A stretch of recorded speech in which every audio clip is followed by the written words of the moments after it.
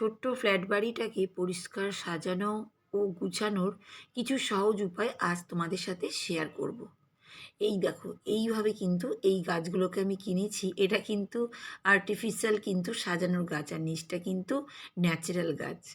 এটাও কিন্তু তোমরা আর্টিফিশিয়াল কিনতে পারো। তা আমি তো ন্যাচারাল আমার ভাল লাগে, তাই ন্যাচারালটাই রেখেছি। আর এখানে আমার মেয়ের ছবি ছিল, একই রকমের দুটো ছবি দেখো সুন্দর করে সাজিয়ে দিয়েছি।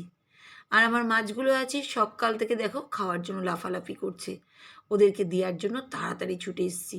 এখানেও তোমরা একটা বড় জায়গার জার রাখতে পারো, মাছের জার সুন্দর করে সাজানোর জন্য, কিন্তু আমি ছোটই রেখেছি। আর এখানে দেখো কিছুটা পার্পল হার্টের ডাল নিয়ে এসে সাজিয়ে রেখেছি সুন্দর করে। আর আগের দিন আলু চিপস করেছিলাম, দেখো কি সুন্দর কড়মড়িয়ে শুকিয়ে গেছে। দেখেছো তো কতগুলো সাজানোর উপায় তোমাদের বলেই দিচ্ছি। আর এখন চলে এসেছি রান্নাঘরে। রান্নাঘরে তো আমার প্রচুর কাজ। এই দেখো সকালের চাটা কিন্তু করেই নিচ্ছি, আর কিন্তু ছোটোই হাঁড়িতে ভাত বসিয়ে দিলাম। এভাবেই কিন্তু কাজটা আজকে শুরু হয়ে গেল। তা welcome to back to my channel Soma lifestyle 21-22 থেকে একটা স্বাগত জানিয়ে একটা নতুন ব্লগ শুরু করে ফেললাম। আর এই দেখো আমি কিন্তু শুরু করে ফেললাম তোমাদের সঙ্গে চা দেখিয়ে দেখিয়ে।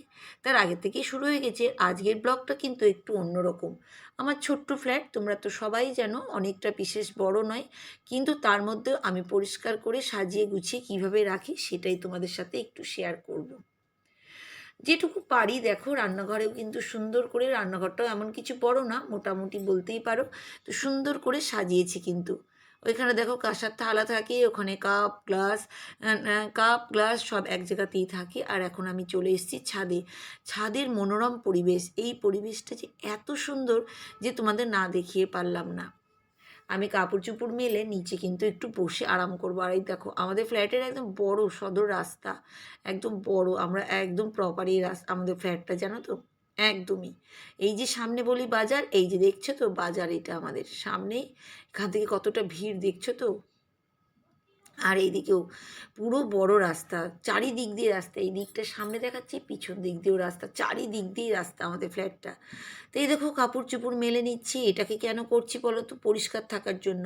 আমি ব্যালকনিতেও মেলতে পারি, ব্যালকনিতে প্রচুর হাওয়া বাতাস। আর আমাদের তো ফ্ল্যাট বাড়ি বুঝতেই পারছো, অনেকটা উঁচুতেই থাকি আমরা, প্রচুর হাওয়া রোদ সবই আছে। কিন্তু আমি ছাদে মেলি, যাতে ছাদে মেললে কাপড়টা তাড়াতাড়ি শুকিয়ে যাবে। আর তাড়াতাড়ি শুকিয়ে গেলেই এতে কী সুবিধা হবে বলো তো, আমার ঘরে জামা কাপড়টা পরিষ্কার হয়ে গেল। নইলে সারাদিন ব্যালকনিতে ঝুলবে, ভাল লাগে না। আর এই দেখো আমি কাপড় চোপড় মেলে নিয়ে একটু বসে বসে আকাশটাকে দেখছি, কী যে ভালো লাগছিল তোমাদের আর কি বলবো। তোমরা যারা যারা ছাদে গিয়ে বসো, আমার মেয়ে তো বিকালে বসে, কিন্তু আমার সময় হয় না। আমি সকালে কাপড় মেলতেই যাই, তখন একটু বসে নিলাম।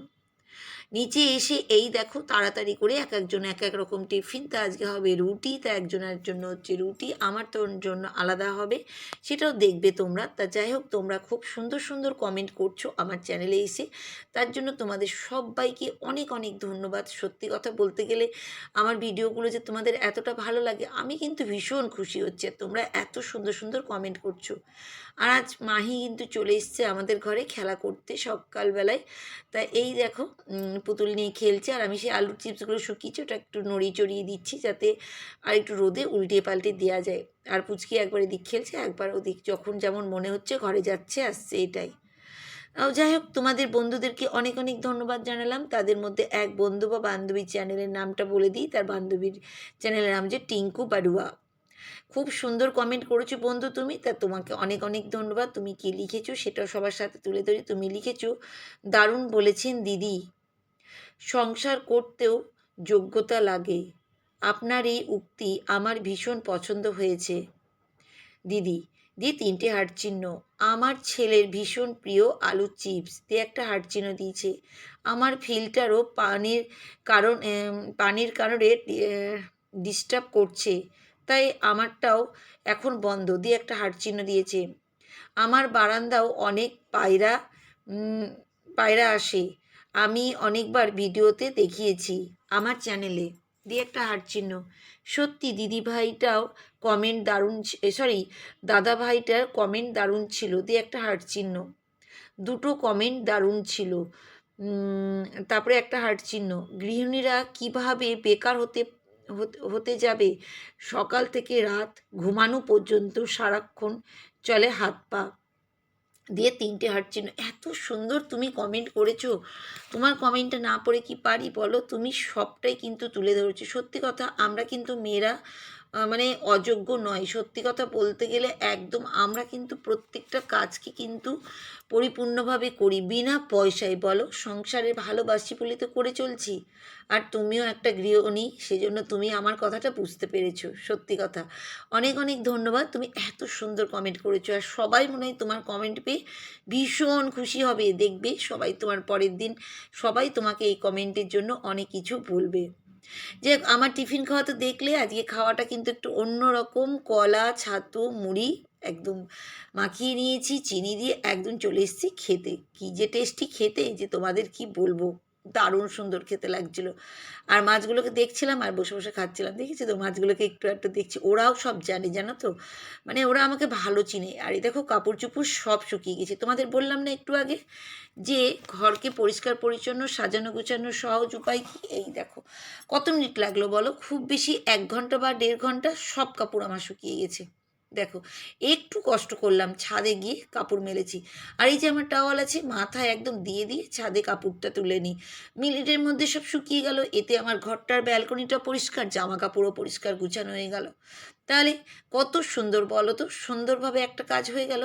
আর এই দেখো, আরও কয়েকটা তোমাদের বললাম, আজকে ফার্স্টেই বললাম ঘর সাজানোর উপায়। ঘরে ওদিকে রান্না হচ্ছে, যে চিকেন হচ্ছে, আর এইদিকে আমি কিন্তু ঘরগুলোকে পরিষ্কার করছি। এই যে এইগুলোকে একটু ঘরে একটু ঝাড়ঝাটা দিয়ে দিচ্ছি দেয়ালগুলোকে, তাহলে ঝুল বসবে না, জানালাগুলোতেও ঝুল বসবে না। ঘরে সকালে একবার করি, আবার এখন টাইম পেয়েছি আজকে এখন করছি। এভাবেই কিন্তু সহজভাবে পরিষ্কার করে নিতে পারো তোমরা, তাহলে কষ্টটা কিন্তু কম হবে। আমি কিন্তু প্রতিদিনই কিছু কিছু করে কাজ করি জানো তো, তাতে আমার কি হয় বলো তো, অপরিষ্কার হয় না। আর এসিটাও উপরে মুছে নিচ্ছে, ওটা তোমাদের দেখানো হয়নি। খাটটাটগুলো মুছছি সব কিছু। এইভাবেই কিন্তু আমি প্রত্যেক দিন করি।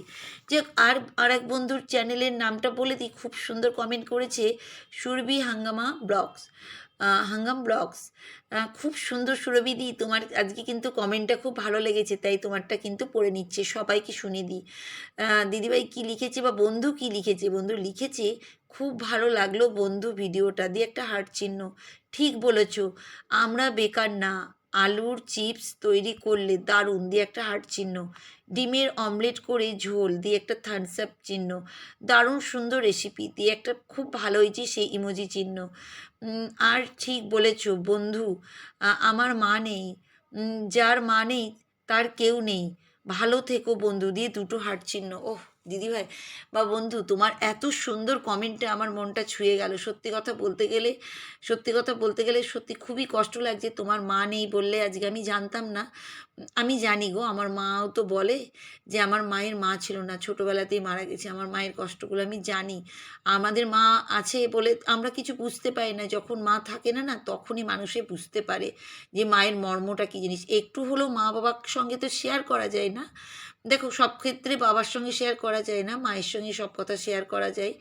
আর আমরা কিন্তু সবাই মাকেই বলি, ছেলে হোক আর মেয়ে হোক, আমরা কিন্তু মাকেই সব কথা বলি। রাগ হলেও সে মাকে, ভালোবাসা হলেও সে মাকে। তার জন্য মা থাকা সবারই দরকার। তোমার কষ্টটা কিন্তু আমার খুব কষ্ট লাগছে। সত্যি কথা বলতে গেলে তুমি এত ভালো, তোমার সঙ্গে তো আগে অনেক কথা বলেছি লাইভে, আমার সঙ্গে এসে তুমি কত কথা বলেছো। আর একটা আমাদের মধ্যে সম্পর্কই তৈরি হয়ে গেছিলো, একটা দিদি বোনের বা বোন ভাইয়ের মধ্যে। কত ভালো লাগতো বলো।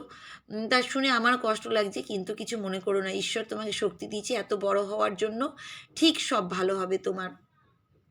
যাই হোক, এবার আমার চ্যানেলে চলে আসি। এই দেখো, এই ঘরটা তো পরিষ্কার করে নিলাম, তোমরা তো দেখলেই সহজে পরিষ্কার করে নিলাম। এখন এই ঘরটায় কিন্তু চলে এসেছি। এইভাবে কিন্তু প্রতিদিন ঝুলগুলোকে আমি জানালার ঝেড়ে নিই।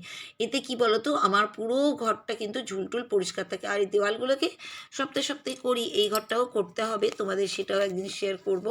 কারণ সবটা তোলা হয়নি, কিছুটা করেছি এই ঘরটা, সেটা আর আমি দেখাইনি। এই দেওয়ালটা করছিলাম, এইটুকুই তুলেছি, নাহলে বড় ভিডিও হয়ে যাচ্ছে, সেই জন্য জানো তো।